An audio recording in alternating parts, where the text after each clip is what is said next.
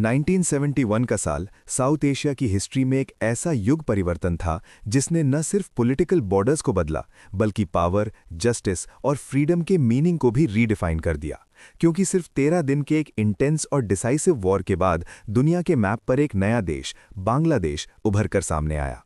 इस पूरी कहानी की शुरुआत 1947 के पार्टीशन से होती है, जब ब्रिटिश इंडिया के टूटने के बाद पाकिस्तान एक ऐसे अनोखे स्ट्रक्चर के साथ बना जिसमें दो अलग-अलग हिस्सों, वेस्ट पाकिस्तान और ईस्ट पाकिस्तान के बीच 1600 किलोमीटर का डिस्टेंस था, जहां न सिर्फ लैंग्वेज और कल्चर अलग था, बल्कि लोगों की पहचान, एस्पिरेशंस और जिंदगी का तरीका भी बिल्कुल अलग था। लेकिन फिर भी पूरी पॉलिटिकल पावर, आर्मी, इकोनॉमी और डिसीजन मेकिंग वेस्ट पाकिस्तान के एलीट के हाथ में कॉन्सेंट्रेटेड रही।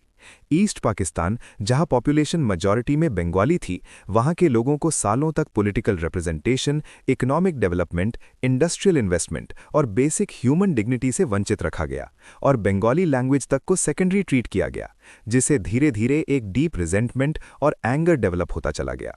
1960s के दशक के एंड तक ईस्ट पाकिस्तान में ये गुस्सा एक मास मूवमेंट में बदल चुका था और जब 1970 में पाकिस्तान के पहले जनरल इलेक्शंस हुए तो शेख मुजीबुर रहमान की अवामी लीग ने क्लियर और ओवरवेलमिंग मेजॉरिटी के साथ जीत हासिल की, जो लॉजिकली उन्हें पूरे पाकिस्तान का प्राइम मिनिस्टर बनना चाहिए था। लेकिन वेस्ट पाकिस्तान के पॉलिटिकल और मिलिट्री एस्टैब्लिशमेंट, खासतौर पर जुल्फिकार अली भुट्टो और आर्मी लीडरशिप ने पावर हैंडओवर को एक्सेप्ट करने से इनकार कर दिया, जिससे ईस्ट पाकिस्तान में वाइड स्प्रेड प्रोटेस्ट्स, स्ट्राइक्स और सिविल डिसोबीडियंस शुरू हो गई। इस पॉलिटिकल डेडलॉक को फोर्स से खत्म करने के लिए 25 मार्च 1971 की रात पाकिस्तान आर्मी ने ऑपरेशन सर्च लाइट लॉन्च किया, जो असल में एक प्लान्ड मिलिट्री क्रैकडाउन था जिसमें स्टूडेंट्स, प्रोफेसर्स, इंटेलेक्चुअल्स, जर्नलिस्ट्स और आम बंगाली सिविलियंस को सिस्टमैटिकली टारगेट किया गया। सिटीज़ को फायर और फियर के थ्रू कंट्रोल करने की कोशिश की गई और इस ब्रूटल वायलेंस में लाखों लोग मारे गए, जिसे आज हिस्ट्री एक जेनोसाइड के रूप में देखती है।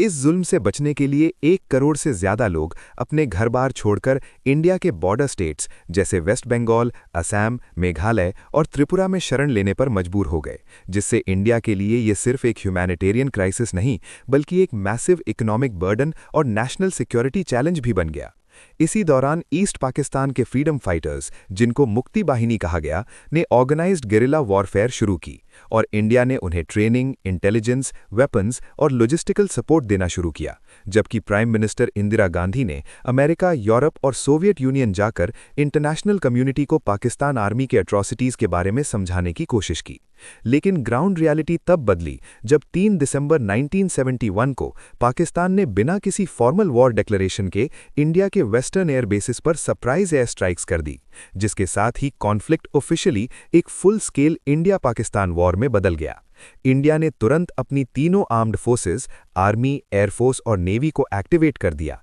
जहां वेस्टर्न फ्रंट पर पाकिस्तान को डिफेंसिवली एंगेज किया गया, जबकि ईस्टर्न फ्रंट पर एक क्लियर और वेल प्लान्ड स्ट्रैटेजी के तहत इंडियन फोर्सेस ने मुक्ति बाहिनी के साथ मिलकर लाइटनिंग फास्ट ऑफेंसिव लॉन्च किया, एयर सुपीरियॉरिटी एस्टैब्लिश की, एनिमी की सप्लाई लाइंस कट की, ब्रिजेस और कम्युनिकेशन नेटवर्क्स डिस्ट्रॉय किए और मेजर सिटीज को रैपिडली कैप्चर करते हुए पाकिस्तान आर्मी को मेंटली और स्ट्रेटेजिकली कोलैप्स की स्थिति तक पहुंचा दिया।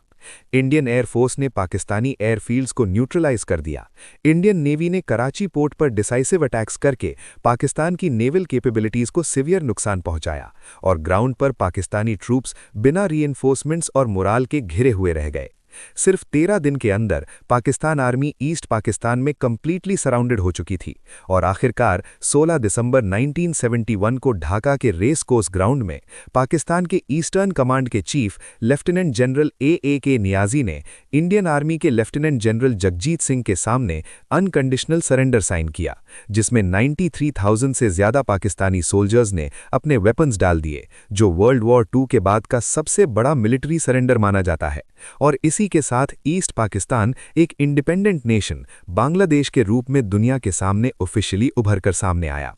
1971 के इस युद्ध के बाद पाकिस्तान न सिर्फ जियोग्राफिकली टूट गया बल्कि पॉलिटिकली और मिलिटरीली भी डीपली वीकन हो गया। साउथ एशिया का पावर बैलेंस परमानेंटली शिफ्ट हो गया और इंडिया एक स्ट्रॉन्ग, कॉन्फिडेंट और रिस्पॉन्सिबल रीजनल पावर के रूप में एस्टैब्लिश हो गया, जबकि इंदिरा गांधी को ग्लोबल स्टेज पर एक डिसाइसिव लीडर के तौर पर पहचान मिली।